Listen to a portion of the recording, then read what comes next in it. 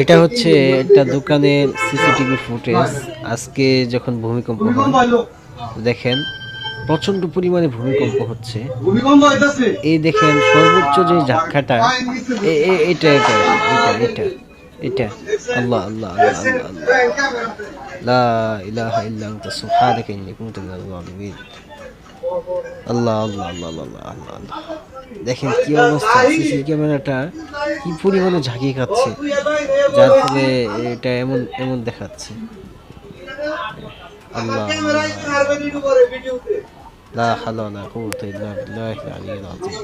লা হাওলা ওয়ালা কুওয়াতা ইল্লা বিল্লাহিল আলিয়্যিল আযীম।